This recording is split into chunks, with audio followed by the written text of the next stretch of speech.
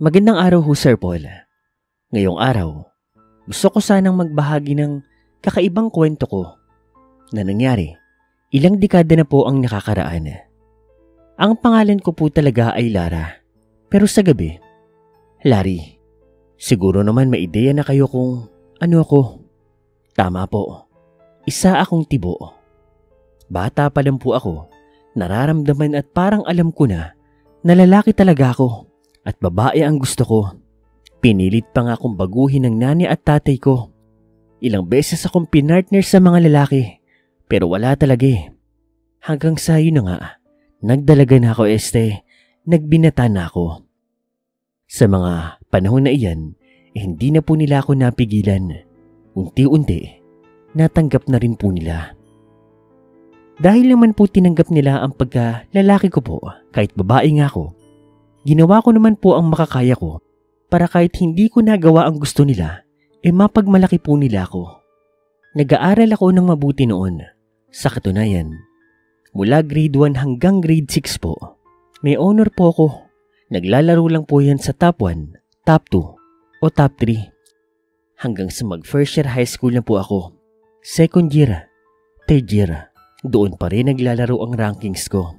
Top 1, top 2, o di naman kaya top 3. Tuwang-tuwa ang mga magulang ko. At masasabi kong proud po sila sa akin noon. Ang pinakapangarap ko nga noon, kapag nag-fourth year ako, dapat makuha ko ang pinakamataas na parangal para naman kahit hindi ko matupad ang gusto nila para sa akin, at di sa pag-aaral, hindi ko sila biniko. Ngunit pagsapit ko po ng fourth year high school, dito na po nagbago ang ihip ng hangin. Bigla na lang po kasing may lumipat po sa aming paaralan. Isang babae, at base sa mga kwento-kwento, matalino raw po ang babaeng ito. Si Anika. Sa section 1 nga siya napadpad kung saan ako nabibilang. Sa totoo niyan, noong unang dating niya po, nagandahan ako sa babaeng yon. Maputi, matangkad, mahaba ang buhok, palangiti, palabati rin, maganda nga rin ang boses niya. Nagsample pa nga siya noong nagpakilala siya. Hindi ko naramdaman na kakompetensya ko siya. Bagkus, nagkaroon ako ng paghanga. Ngunit, sa paglipas po ng mga araw at linggo, nang maobserbahan ko kung papaano siya mag-aral, mag-recite, magsagot sa mga exams namin, at kung paano umakto bilang isang estudyante, inaalarma ako. Mukhang ang pinapangarap ko na top 1 parang magiging mahirap. Napakagaling po kasi ni Anika. Complete package ika nga nila. Beauty and brains, with talent pa.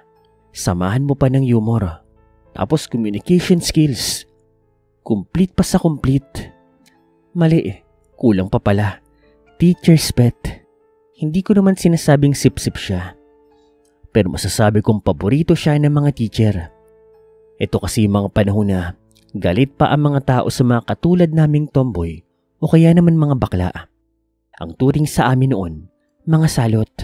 Kaya feeling ko noon, talagang mahihirapan ako na makuha ang pagiging top 1. Alam ko para sa iba pwedeng sabihing mababaw lang na dahilan yon, na okay pa rin naman ang top 2. Pero kasi para sa akin, para sa mga magulang ko, yun na siguro ang pinakapasasalamat ko sa kanila sa pagtanggap sa akin.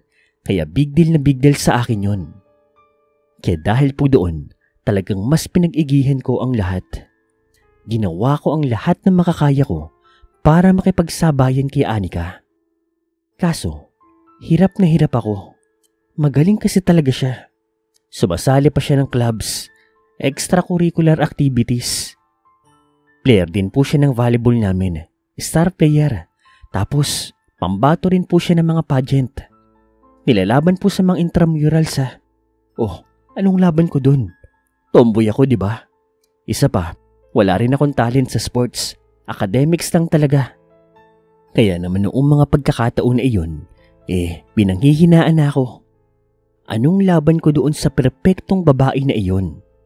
Kung noong una hinahangaan ko siya, noong mga panahon na iyon, kinasusuklaman ko na siya. Parang lahat na ata inagaw niya. Maging ilan sa mga kaibigan ko, siya na rin ang nilalapitan kapag kinakailangan nila ng tulong sa kanilang pag-aaral. Na dati ako naman ang gumagawa nun sa kanila. Kaya talagang bad trip ako noon. Third grading po. Sa mga sandali po na iyon, pagdating sa academics dikit po ang laban namin ni Anika. Sa top 1, pantay kami. Pero sigurado akong grabe ang lamang niya pagdating sa mga extracurricular activities. Na pag-graduation na namin, alam kong siya ang magiging top 1. Magiging valedictorian. Matik yan.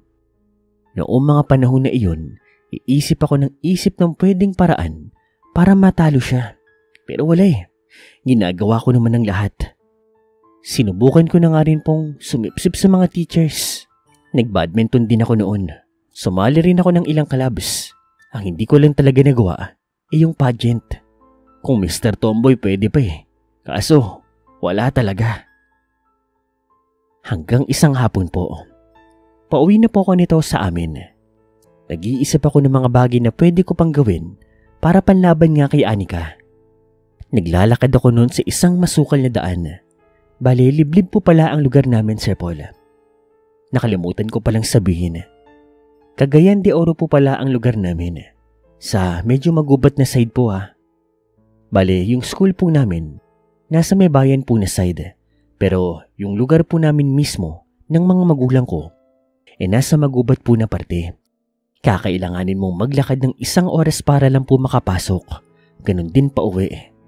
Siguro mga kalahating oras na po ako naglalakad noon. Padilim na rin po. Nang magulat na lamang po ako nang bigla akong makadinig ng mga pagngasaba. Alam niyo po yung kumakain na parang mukbang? Ganoon po. Tapos talagang mapalatak na mapalatak. Matunog na matunog yung pagnguya with matching ungol pa nga. Hinanap ko naman po sa paligid yung pinanggalingan noon. Hanggang sa napadpad ako doon sa may gilid po na kakahuyan. Doon po sa may ilog. Laking gulat ko na lang nang makakita ako ng nakatalikod na babae. Pamilyar sa akin ang suot niya. Katulad ng uniform ko. Estudyante. Nakayuko po ito. May kinakain akong Nilapitan ko pa po ito ng nilapitan. Hanggang sa nagulat na lamang po ako nang makita na yung babae kumakain po ng malaking bayawak. Hilaw, umaasik-asik pa nga yung bayawak na para bang buhay pa. Napatili nga ako kahit tomboy ako. Nagulat din po yung babaeng kumakain ng bayawak. At dito, mas lalo akong nabigla dahil ang babaeng iyon ay walang iba kundi si Anika. Nakita ko yung mga ngipin niya. Ang hahaba at ang tutulis. Nagkalat din po ang dugo sa kanyang mukha, maging sa kanyang uniform. May kinakain pa nga siyang kasalukuyang laman ng bayawak noon. Nagkagulatan pa nga kami. Nakakatakot kasi talaga. Sa takot ko naman, napatakbo ko ng mabilis. Talagang wala lang hingal-hingal, walang hinto-hinto. Nakauwi ako sa amin. Akala ko nga hinahabol niya ako Pero hindi Wala po akong pinagsabihan ng nakita kong yun. Natatakot ako. Isa pa, mahirap din paniwalaan ng bagay na yun. Baka pagkamalan din akong nababaliw na. Kinabukasan nga po, natatakot pa akong pumasok. Pero wala akong pagpipilian. Ayokong umabsent. Malaki ang epekto nun sa grades. Maaga pa lang po ay nakarating na ako ng eskwelahan. Wala pang masyadong guro at mga estudyante. Pagpasok ko pa lang sa gate, ay laking gulat ko na lang po nang bigla akong hinarangan ni Anika. Larry, pwede ba kitang makiusap? Tatakbo na sana ako noon, pero bigla po siyang nagsalita. Ikaw nang magiging top 1. Sa'yo na yung pagiging valedictorian. Pero huwag mong sasabihin yung nakita mo. Natigilan po ako noon. Napabalik ako ng lingon sa kanya. Mangiyak-ngiyak siya. At seryoso din siya sa pagkakatitig sa akin. Sa mga sandali naman na iyon, ewan ko pero nilunok ko ang takot ko. Yun na ang hinihintay kong pagkakataon. Sige, Hindi ko ipagkakalit yung nakita ko. Pero ako ang valedictorian. Sige, makakaasa ka. Fast forward po, Sir Paul. Graduation.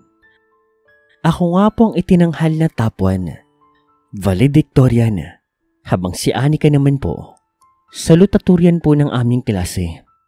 Nagpababa siya ng ilang mga marika para nga po maging ganun ang resulta. Ala na akong pakialam kung nakakababa man ng pride, pero para sa akin, ako ang nanalo. Pangit man o hindi deserving, wala akong pakialam. Basta, napasaya ko ang mga magulang ko. Matapos po ang graduation, kailanman ay hindi ko na po nakita pa si Anika, maging ang pamilya niya. Akala ko nga po noon, hayok lang sa pagkain ng buhay na hayop si Anika. Ngunit, nang tumagal-tagal, nang marami pa ako natutunan, napag-alaman ko na mukha atang si Anika ay isang aswang. Hindi ko lang talaga lubos akalain noon na nagawa kong makipag-angasan sa aswang. Anyway, wala na akong pakialam. Ang importante, ako ang valedictorian noon. Masaya ako. Masaya ang mga magulang ko. At least, hindi napunta sa aswang ang pagiging top 1.